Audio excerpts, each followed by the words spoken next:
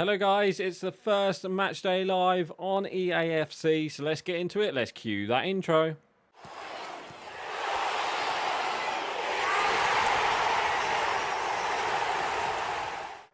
Oh no, and welcome back to the match day live. It's me, Dan, back again, and this weekend Manchester United face Burnley, and it's an 8 o'clock kickoff on a Saturday. Yeah, it's one of the new time slots that they've added to this season. So the team I've gone for, I think technically if we can play it, then we will. But let's see what happens. You know, there is talk of these two coming back, Mason Mount and Amrabat, and as well as Varane for this weekend. So whether or not we'll see that both of them is another question. Whether or not, you know, we'll see them on the bench. But this would be the team that I would think if they're fit to play. So I'm going to go with Rashford on the left wing, Højlund on the striker, probably Fernandes on the right-hand side, with Mount, Amrabat and Casemiro midfield. Sergio Reguilon, and then obviously Martinez, Lindelof and Dalot. But then, you know, if Varane is fit, then obviously I think Varane will play instead of Lindelof. So yeah, let's get into it and let's play match against Burnley.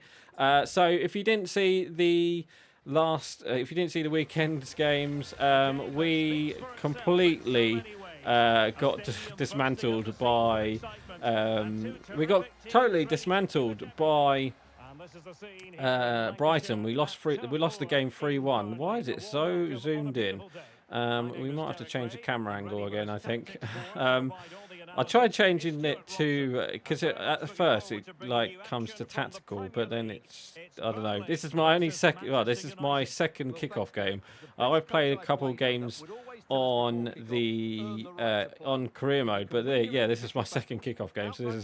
So this is you know, new to me and the in the camera. Anyway, what am I saying? We were. Oh, go on in, Rashford. Oh, how did we not score? We had. We lost the game 3-1 against Brighton. It wasn't poor. We just got outplayed. Simple as that. Great goal from Bruno Fernandes. We just got outplayed, and in the end, God, I can't take Højlund's player face. It's a default player face. We literally lost the game 3-1. The first goal was pretty much, you know, we got outpassed through. You know, they just went straight through us. So then it was Danny Welbeck. Of course, it was Danny Welbeck who scored the goal, but it was a real team goal from Brighton. So then that was 1-0. We did get an equaliser straight through Højlund. He thought he scored his first goal for the club, but unfortunately it was ruled out for VAR, and it was very, very questionable because it didn't look like the ball had gone out.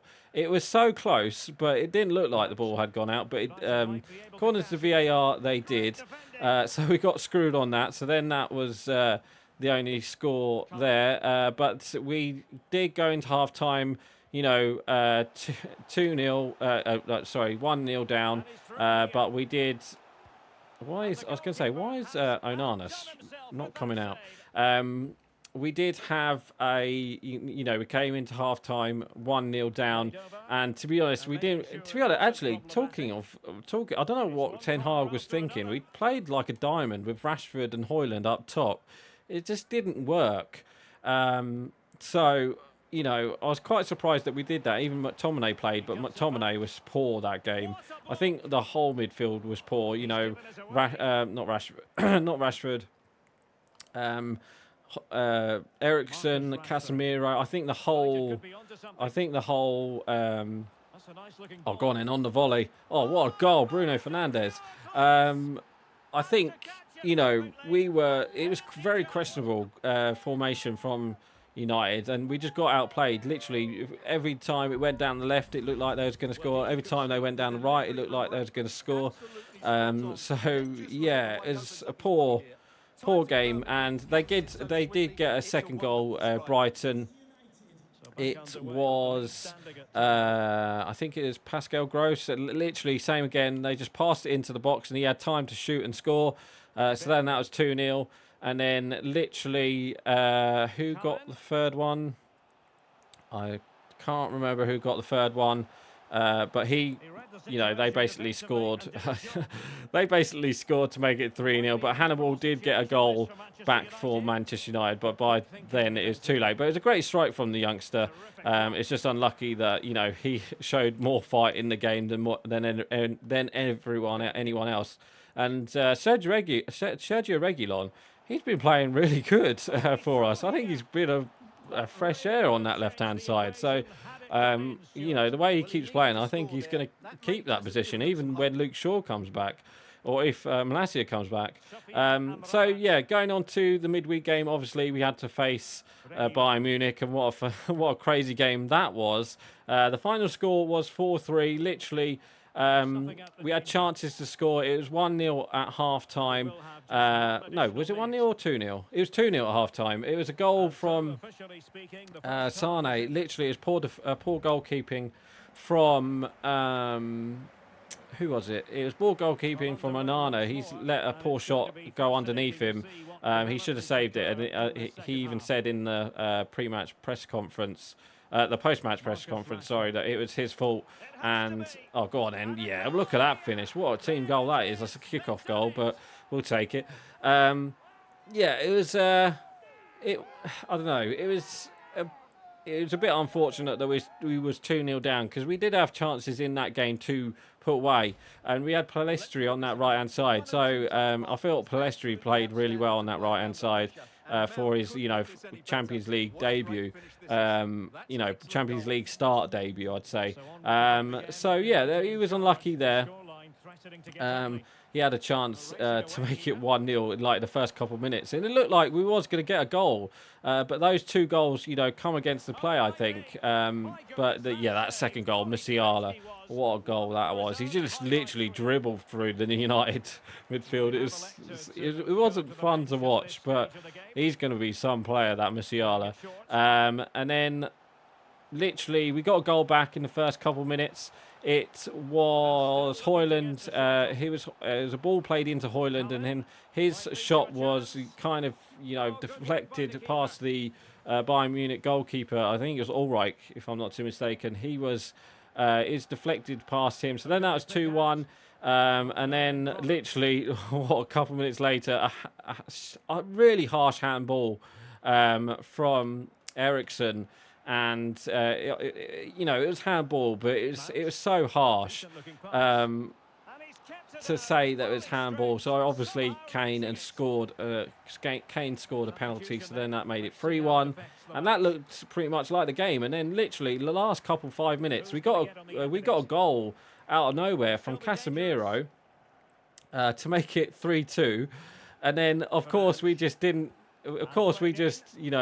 fell asleep and then let them get a goal back. It was a good goal from them to make it 4-2. I can't remember who scored the fourth goal for Bayern Munich. He's one of their youth players, if I remember. Well, not youth players, one of their young players who scored. But it was a really good goal, to say the least. Great first touch and finish. So then that was 4-2, and then literally we scored again. We literally scored a consolation goal again.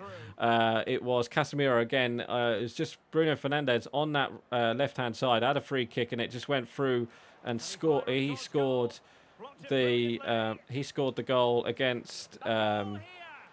He literally just poked it in from the free kick, so that made it 4-3. So. Yeah, a bit of a weird one. A bit of a weird game, but at least we got some goals, and it was quite an interesting, it was quite a good game for the neutral. Not a good game for us, because obviously that would mean we've lost, what have we lost, 4 games on the bounce now, which is, it's not looking too good. Is it 4 games, or is it 2? Or 3, sorry. I think it is 3, isn't it? 3 games on the loss. So it's not looking good. And obviously Erik ten Hag today, there's been loads of leaks today coming out saying that, he's lost the dressing room. Basically, it's Man United manager second season syndrome, isn't it, really? It is pathetic. It is really pathetic. It all comes from, that Sancho debacle, which, I don't think Ten Hag should have said, but it was, it's all coming from that, and, it's not looking good at the moment. And you know, this game against Burnley, if we lose this game against Burnley, I don't know. I do not know, because I can't see it. You know, obviously we're out of the title race now, and that's how, you know, poor to say that we were out of the title race at this point in time when, you know, we're only 4 games in. And, you know, the way we keep losing, you know, we could see us out of the top 4 race at the, you know, the way that we're losing. So, you know, we definitely need to buck our ideas up. And, you know, this game against Burnley is the perfect game for us. But obviously, it is a late night game, which is really weird. And obviously, we do have a Champions League game. Oh no, we don't have a Champions League game. We have a I think we have Carabao Cup this week. Actually, I think we've got Crystal Palace in the Carabao Cup, if I'm not too mistaken, next week. So, and I think we've got them in the league as well. I think we've got a Palace double bill next week. But yeah, this game against Burnley, you know, yeah, I don't know. I don't know myself. You just don't know, because you know, teams are literally just going straight for our midfield. And Ericsson, yeah, poor Ericsson. I'm not gonna lie, he can't play in midfield. You know, he's just getting he's being outplayed in midfield, especially that game against Bayern Munich. It showed how poor he was, and maybe that's probably why we could see Amrabat start. I don't think he'll play the whole game, Amrabat, but I think he's got to play. If he's, you know, if he's fit enough to train, he's got to play, I think. You know, and even with Mason Mount, we could see Mason Mount join Casemiro in midfield, but I don't think that's the case, because the last couple of games where Mason Mount has played not a number 10 but a number 8 next to Casemiro hasn't really worked. So yeah, this game against Burnley, I just don't know. You know, they drew on Monday, actually, didn't they, against Forest, but they did lose to Spurs 5-2. They are pretty much on the same as us, really, but they've got more points. We've only got 3 points. Well, we've only got 6 points in the league. It is quite bad for us at the moment. But obviously, it is Burnley. They have only just got promoted, so let's see what happens. I just hope that we get the 3 points. It depends what United turn up. If we get if we get 3 points, I'll be very surprised, because the way we're playing at the moment, how leaky our defense, how leaky our midfield is ridiculous. So yeah, I'm just, you know, I'm scratching my head. I don't know. I literally don't know. So for my score prediction, you know what? I can see United winning it. I think it's going to be like the game against Nottingham Forest. I could see United maybe getting a point or 3 points. I can't see us losing, because I expect a reaction. If we don't get a reaction, I think there's definitely something wrong with the players, and I think they're getting their own way again, and you know, we could be curtains for Erik ten Hag, to say the least. So yeah, it's not the best position to be in at the moment. But you know, all of this comes from the top, and I know I'm carrying on for a little while here, but it all comes from the top. So you know, the better we get news of, you know, the club sale, the better, I think, because all this comes from the top. And once we get new owners, well, if we get new owners, once we get new owners, you know, I just hope that the club just kind of restores itself. You know, no more leaks. You know, all this, just get back to basics, get back to winning. And I don't know. I'm just rambling now, aren't I? Anyway, guys, that is going to be it for today. So, score prediction 1-0, 2-1, something like that. Not too sure. So, yeah, I'm actually going to end it here for today. So, please like, comment, and subscribe. And don't forget to leave your score prediction below. So, right, guys, I'm going. Bye.